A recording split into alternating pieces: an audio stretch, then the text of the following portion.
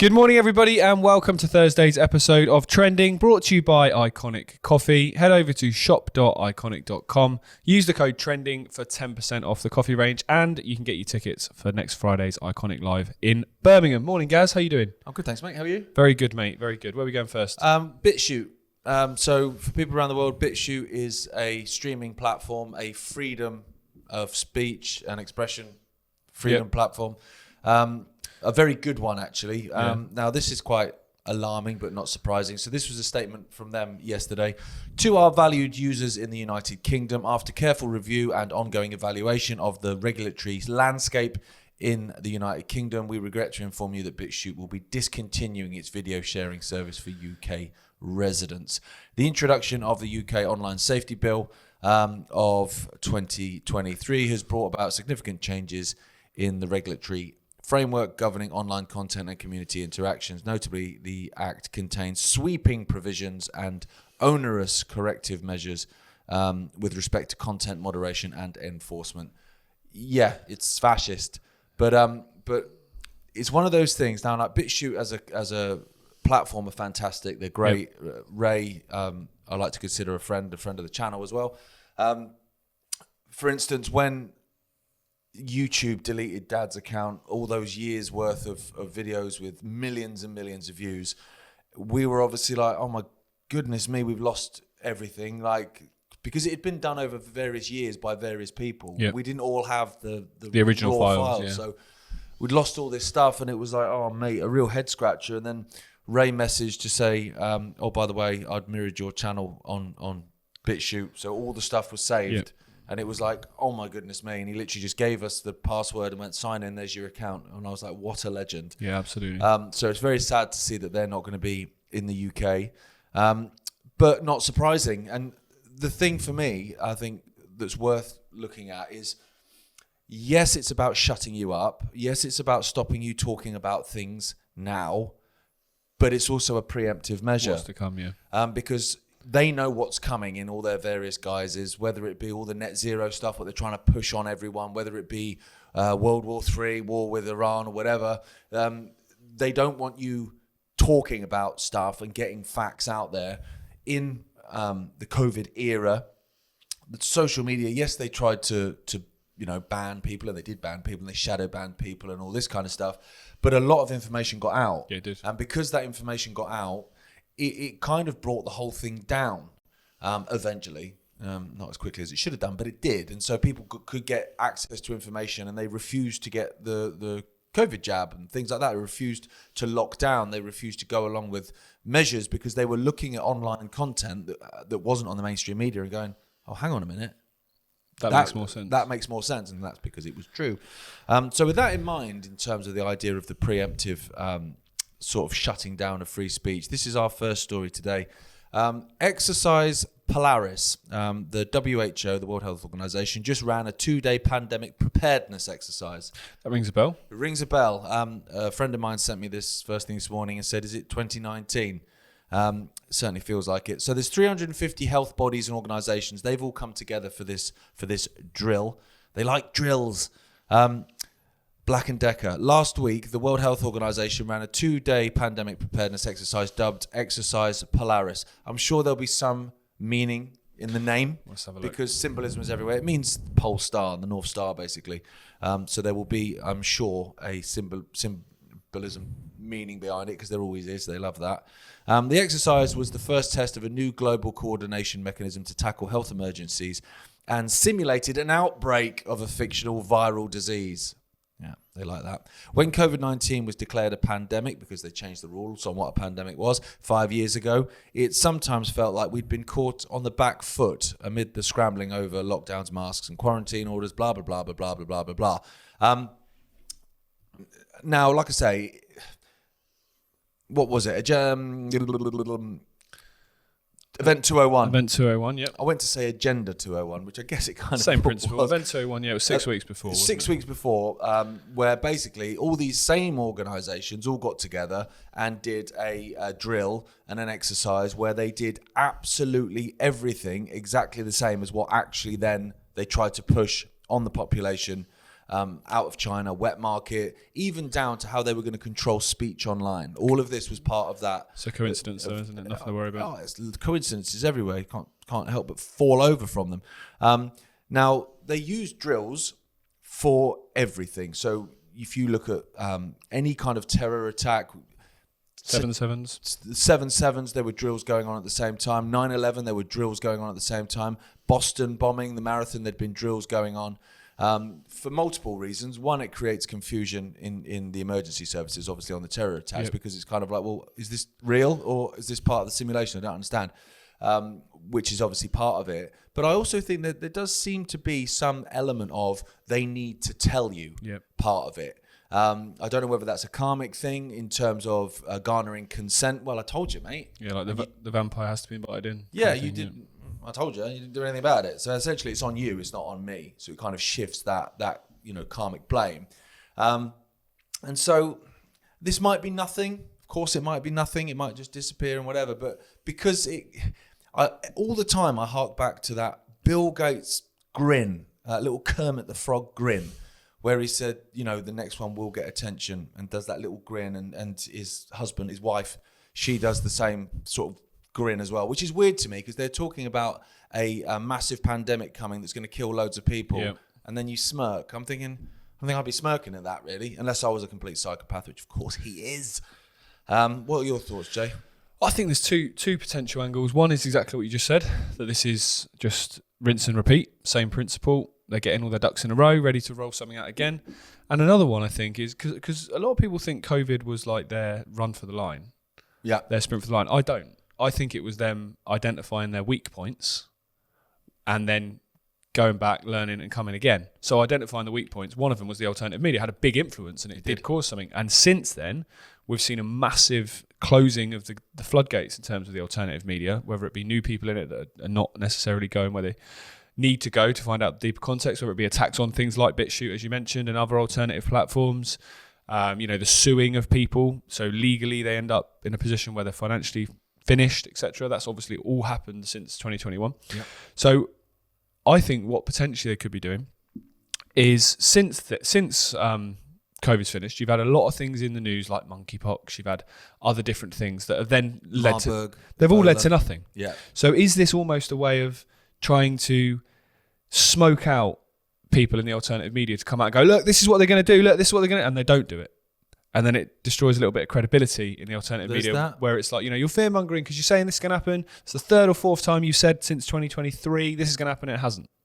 I wonder if they're playing a bit of a chess game, potentially. Or they're playing chess all right, but the grand chessboard of Brzezinski, like everything is a chessboard. But then you could also then go the other way and go, is it a case of they've come out with Marburg, Ebola, monkeypox, and they've come to nothing? Yeah. So that when you see this, you go irrelevant. Yeah. So you're not prepared for it in the sense of right, guys. I think they're planning something now. Let's get our ducks in a row so that when they come out with this, we can go straight back at them. I don't know, but Possible. It's interesting. Possible. And if you look back to when start of 2020, that was kind of all that was going on. It was all about COVID. That was the big thing that was happening. There was nothing else of any major geopolitical significance happening at that time. It cured terrorism, didn't it? Yeah. Well, whereas now you've got how many different angles? You've got Middle East, you've got Ukraine, you've got this, you've got the cost of living, you've got X, Y, and Z that are all, and the alternative media and independent thinkers are all focusing on different aspects of it, trying to expose them all. And maybe chucking another big one in the mix. Will it stop people talking about some of those other things and they can sneak things through? Maybe. Who knows? It split? Will it polarize? Yeah, exactly. Polaris? Quite potentially. Maybe that is the point. Yeah. Well, we're going to talk about Britain now, which is something that's never good to talk about these days because it never seems to be a positive news story. But this one is quite literally astonishing, really. So we've spoken in the lead up in the last few weeks on this program about the attacks on the indigenous population, the attacks on traditional culture, family dynamics, all of these things in the West and in Britain in particular. So this story is absolutely incredible. Police force temporarily block white British candidate applications as more diverse budding constables are encouraged to step up. So that doesn't really make any sense because budding suggests you're well up for it and then they're being encouraged. So, That doesn't really. Those sort of words don't really compute with each other. White British candidates are temporarily been blocked from applying for jobs at one of the UK's biggest police forces in the latest attempt to boost diversity. West Yorkshire Police, so a really pretty rural area. Why do you have to push diversity anyway? Is preventing budding PCs from submitting their application to join the police constable entry programme. Underrepresented groups are currently permitted to lodge their applications early, while applications from white Brits are hidden, say former officers. Concerns have been raised about the potential unfair treatment. Well, I don't think there's anything potential about it, with suggestions of unlawful positive discrimination. However, former members of the police force accused it of effectively running a hidden recruitment policy that targets certain groups. A whistleblower who was heavily involved in sifting job applications for recruits claimed he raised concerns over the policy, but was warned not to interfere. Of course not. He also said that Black and Far East Asian candidates were considered among particularly underrepresented and given a gold ranking, whereas those of Southeast Asia made it to silver tier. Those of white origin were made it to not even a tier. Well, that's racism, ladies and gentlemen. That's an easy way to describe it. That's racist. You're judging somebody by the colour of their skin, not their content of their character or the ability to do the job or anything other that would actually or should be a factor when deciding whether to give someone a job. Certainly as a police officer, you're basing it on the colour of their skin, which is something that they were born with. No involvement of them, of their abilities, of their character, of their persona, of their morality, of their moral compass, any of it. It's just let's pick based on skin colour. Didn't they do that before in places like segregation? And wasn't that then progress when that ended? Well, it's funny how things changed and come back round again, rebadged. Positive discrimination is another one of those Orwellian terms. It's not positive discrimination; it's just discrimination, mate. And you're right. I think I've spoken about this before, where I had conversations with friends that basically they were called coloured back in the day. Oh yeah, he's coloured, and they didn't like being called coloured, and it was a racist term. And so then they were black, and they were fine with being black, and then suddenly all of a sudden it was people of colour, and they were going, hang on, I got rid of that. Yeah, exactly. And now it's come back again. I suppose you could apply the same to queer. When I was a kid, someone was queer. That was an insult. I'm not queer. I'm gay. Oh, okay, sorry, yeah, I'm gay. Now I'm queer. I don't want to be called queer. It doesn't make any sense. But like you said about racism, because when I saw this news story as you sent it to me, I was like, okay, well, let's have a look at what the definition of racism is. So racism, prejudice, discrimination, and antagonism by an individual, community, or institution. Against a person or people on the basis of their membership of a particular racial or ethnic group. So that's racism. So pretty black and white. Well, you can't... No pun intended. You can't say it's not then, because that's exactly what it is. Mm-hmm. But what it also is, ladies and gentlemen, is a race to the bottom. Because if you're not giving someone... at the end of the day, the best person for the job might be a black guy. And in which case, give him the job because he's the best person for the job, not because of the colour of the skin. Because if you don't base your employment on competence, then it is only going to get worse. It is. It's like if you had a football team and you didn't pick the team based on who the best players were, but each time you made a new signing, you picked based on the colour of their skin. Yeah, you'd probably get some decent players, law of averages, but eventually your team would get worse. Yep. Because you would be overlooking people that were better. You would. It's ridiculous. And I think what also is a key thing to point out is how this makes people feel who are in a situation where they are from one of those minority groups and they are then employed. See, for me, if I'm in a job, I can't think of anything worse than being in that job, looking around and thinking, am I here because I'm the best person, or am I here because of the way I look?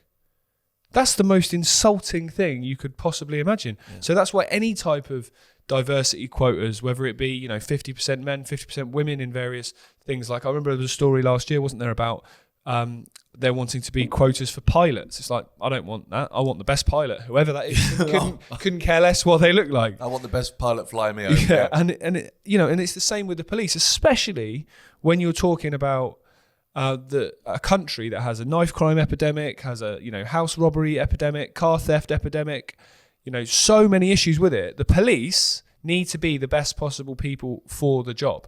And, West Yorkshire, you've obviously got some inner cities of, your Bradfords, your Leeds, that are quite rough areas in areas. So you want police that are going to be the best people for the job. You don't want to be ticking diversity quotas. It's absolutely insane. And it's just racism. And like you've said a few times, Gaz, and I've said, it's just poking. It's poking again at the indigenous population and the, the white population here in the UK. It's poking at them again. The only job prospect you guys have got is frontline in Ukraine at some point. That's literally how it's being put forward. You're being absolutely persecuted in so many different ways.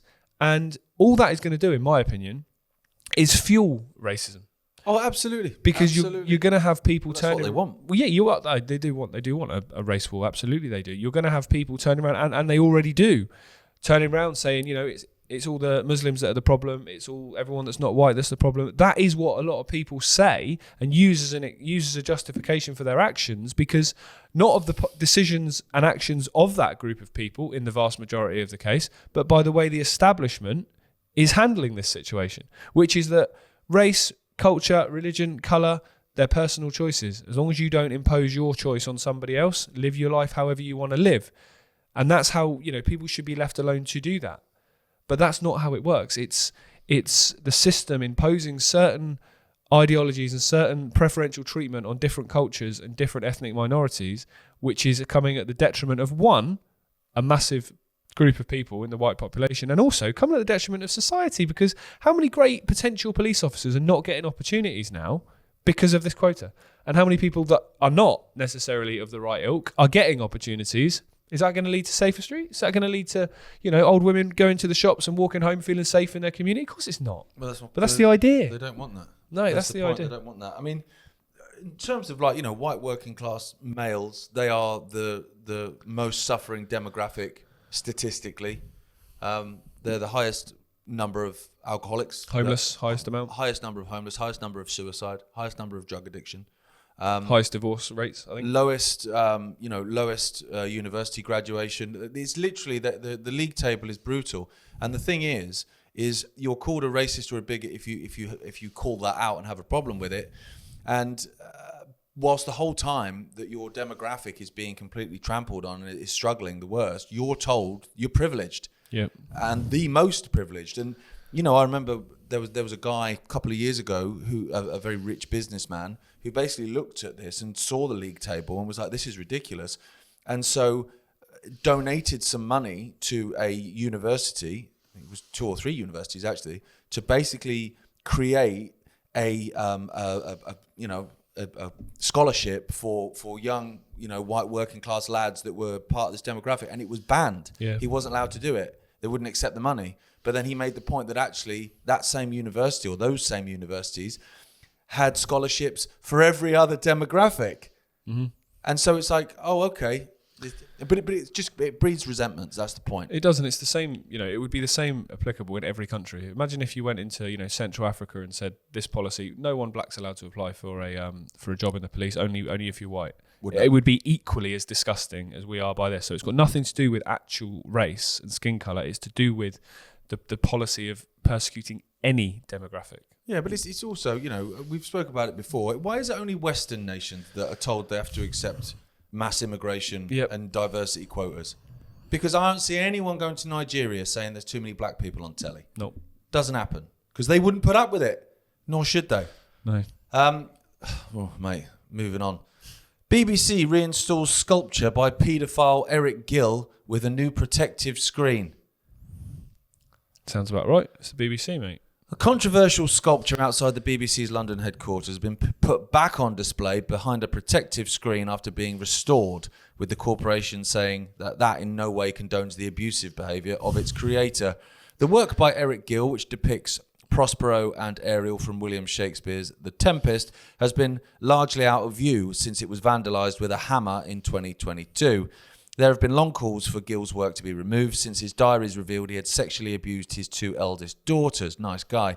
The BBC said it had taken advice from whom before restoring the sculpture that adorns Broadcasting House, while visitors can now scan a QR code near the building to understand the dark background of the sculptor's creator. I'm sure loads of people will do that. Gill's statue was carved on site for Broadcasting House in 1930, 1 and 32, underlining the status as one of the most prominent sculptors of the early 20th century. However, private diaries published several decades after his death in 1940 reveal. Hang on a minute. So he built it in 1931, but then in his diaries, decades after he died, in 1940. That doesn't make any sense. Someone's had a mare here. That's the Guardian for you. Has revealed his history of sexual abuse. This bit gets weird, right? As if abusing your daughters isn't weird and mental. As well as the abuse of his daughters, they also documented sexual activity with the family dog. You try getting Alsatian to testify. His statues, particularly his Broadcasting House work, have become a focus of attention, listen to this, of the hard right, including Tommy Robinson and the conspiracy group QAnon. It's nothing to do with Tommy Robinson and the hard right. People don't want a statue by a massive paedophile on the front of a building that's paid for by a license fee that's enforced. Yep. And it's nothing to do with the hard right. I mean, the optics look bloody awful for this, for a start, especially given the BBC's history of paedophilia, hiding it, Jimmy Savile being the most prominent of those. But he's far from the only one. Hugh Edwards being another one just recently, who escaped jail despite having ridiculous number of images of mental health of children being abused because he'd find prison hard. Yeah, he's meant to. It's the point. Again, like I say, I've said taxpayer money here, pay for it. And people go, oh no, it's a license fee. Yeah, that's a tax, mate. Because if you don't pay it, they'll come knocking on your door. Now, normally, right, I don't agree with pulling down history. I don't. And so when you had the Black Lives Matter kind of movement building throughout 2020, 2021, and they were pulling down statues, particularly one in Bristol, of a guy who had links to the slave trade and stuff like that, it's like, why not just put a plaque on it explaining what they did, you know? And I guess the BBC will say, well, that's what they're doing here with this QR code. But to me, it's different because obviously in those cases of those people that were linked to the slave trade and what have you, there's other elements to that, including, and I know Ricky Gervais makes a joke about it in one of his stand-ups, the fact that these same people built the hospital. Mm-hmm. Well, I don't see people pulling down the hospital. So it's almost like you're quite selective in terms of what history you want to restore and what history you want to knock down. The difference for me with this Eric Gill statue is if you actually look at what the statue is. It's messed up. It's messed up. Now, they're saying it's from Shakespeare, but take a look at it now behind its protective screen. Bearing in mind, if you look at it through the lens of the fact that this guy's a raging nonce and a dog fiddler, the fact that you've got an adult stood over holding the shoulders of a naked child with his willy and bits hanging out, that in itself through the lens of who sculpted that, it's disgusting. It's disgusting. I don't need to walk past the BBC and see a kid's pecker hanging off the wall anyway, be honest. No. Especially not one that's been put there by a paedophile. So it really is extraordinary. Well, on that subject, it's incredible to see how many times you go to, you know, big state, whether it be stately homes, whether it be, you know, museums, whether it be, you know, aristocratic type environments, and you see that kind of image. Oh, mate. Naked kids and adults stood over. It's rife. It's bizarre. I remember going into a museum in Venice. You know, we got the Bridge of Sighs where they used to take people. Yeah. There's a big image on there which is just so messed up. So messed up. Even, you know, I went there when me and Beth had been together long and she didn't know a lot about this, and even she was looking up that going, what, who the hell has drawn that? Yeah. So messed up. And the fact that that's on the thing of the BBC for me is like you saying earlier about we warned you, but so you didn't resist. We told you and you didn't say anything, so it makes it okay. Yeah. It's almost a similar sort of principle because the fact that it's been there since 31, it's been there basically since the start of Broadcasting House, the one at the top of Regent Street, and it's kind of almost this is what happens. Well, paedophilia infests the BBC. Absolutely infests the establishment. Yeah, it this does, is the one thing that's how Epstein managed, on behalf of Israel, of course, to get so many people under his blackmailing operation was because they're all freaking nonsense. Yeah. So by sticking cameras in every room, all his different places, as soon as he invites guys along, and women, to be fair, you know you're going to catch them red-handed. Yeah. As soon as you catch them red-handed, you own them. That's the one thing, and I've said this for a while. I also think this is the one thing that will pull it all down. Yeah. Because it doesn't matter how much money you earn, if you're a decent human being, how much money you earn, what color your skin is, looking at that last story, what religion you are, and all this kind of stuff. If you've got kids, you've got kids. And therefore, this kind of stuff, this paedophilia within politics, within the monarchy, within the media and all this stuff. Police. Within the police, okay, right, we normally argue about what Sky Fairy you believe in and what one I believe in, but actually for now, we'll put that down, let's sort this out. And I think it could bring it down. I hope it brings it down. Well, if the scale of it ever got exposed, then, oh my God, it would be truly incredible for many people to even comprehend. That's why they've focused so much on the past. That's why they've, your people like Savile, who obviously were absolutely prolific and disgusting human beings, but they've focused on that, and that it was all in the past. It's definitely not still happening now. Same principle with the grooming gangs. It's all in the past. It's not still happening now, when it definitely is. The BBC, I can say with quite a lot of confidence that Savile type characters still very much exist within the BBC today, and probably other media outlets. Law of averages, they will. It's not even just a thing on the BBC. It will be other major organisations as well. Hollywood, all of it. Because, and the difference is these organisations have a history of hiding it. History of hiding it, yeah, absolutely. Right, final story today. Betrayal of Britain's war heroes. Council sparks fury as it bans VE Day, which is Victory in Europe parade that marks the end of the wars. A woke council was branded shameful after rejecting calls for a military parade to mark the 80th anniversary of VE Day because it's elitist. Well, let's start there. I guarantee all of the lads that died in northern France in both the two world wars probably weren't elite. Most of them were working class lads, came from nothing, conscripted, that did what they thought they were doing, fighting for their country and fighting for the rights of their future families.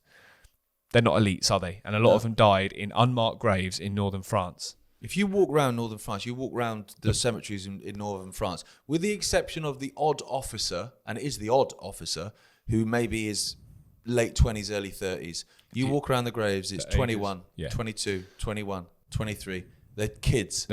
And, I will say as well, for balance, if you walk around the German graves, which is quite strange because the Allied ones are all white, beautiful stone, which actually came from Derbyshire, works with a lot of it. But then you look at the German ones and they're black crosses, which is quite sinister and dark. You look at the ages of them, 21, Similar 20, principle, 22, just bits of kids. Yeah, and they went over there. They were essentially forced to do what they did. Tiny little telegram notes were sent back to wives, to mums, to dads to tell them that their loved ones have been killed in battle, and that's elitist. Yeah, and the truth of that, we can speak because of our granddad, Dad's dad. He was in the war, and these kids were blown to pieces. They'd find little bits of them, a leg or an arm or a bit of a shoulder or something, and he used to put them into the coffins and pack the coffins with dirt and stones to try and basically guess almost the weight of the lad. So then when that was sent back or whatever, the family would think that their kid's in there, when maybe a bit of flesh was, a little bit if you're lucky. That's the reality of it. But you can't go on the street and pay homage to these. Well, guys. It moves on. Liberal Democrat Council, so liberal and democratic. Okay, I'll say that with a straight face. Denied residents the opportunity for a formal ceremony and instead suggested they host their own street parties if they want to. Commemorations across the country on the 8th of May will mark the end of the Second World War in Europe. It's a place called Dacorum Borough Council in Hertfordshire, which is where this is happening. They won't honour veterans and local residents. However, it's an elitist. It's elitist to celebrate the triumph of good over evil. Apparently, I know, mental. Well, let's celebrate the triumph of evil over good then. Shall Literally. We? So the Liberal Democrat councillor Caroline Smith-Wright, I'm sure she's got blue hair. We decided to point out. We decided at this point to enable communities to come together and have street parties. I love how they've tried to make it, as if they're doing something good. It doesn't have to leave people feeling elite. What the hell? This is about normal people celebrating their communities, bringing people together, sharing food, sitting at a table. I think that's a fine way to celebrate. Not your decision, darling. You represent people that put you in a position of power, and if they want to do something, then that's up to them, not up to you. How big's your ego, for goodness sake? Or how fragile is it, I should say? can see written on the top of your screen. Absolutely accurate. I bet there'll be a Pride one. There'll still be Diwali. There'll still be Eid. There'll still be Ramadan. All of those things that are celebrated and are pushed upon the British population to celebrate and encompass. And we all agree that everyone's culture should be respected, except this one. Yeah, but again, it breeds resentment, and that's the point of it. They target certain demographics and elevate others. And in this case, at this point in time, it's the history of Britain that they are trying to attack. But they'll bait and switch, and they'll go for someone else in the future because that's what they do. Eventually, we're all in the gun sights of it. So it's just at the moment, we, I guess, as British people are the ones that are being targeted. But it's something that goes on all over the shop. Like, I remember, not so much me, because I'm an old man, but by the time you, I think, had probably were in sports day, or maybe you still had it, maybe just after you then, they basically stopped giving prizes to the winners in races. So you'd have, so you win the 100 meters. Well done, mate. Oh, there's no prizes. Everyone gets the same prize. Even the fat kid that came last gets the same. Okay, mate, that's fair. And the reason why they say it is because it's not fair. It makes people feel worse because some people are better than others at certain things and they shouldn't feel inferior. Okay, still do your maths tests.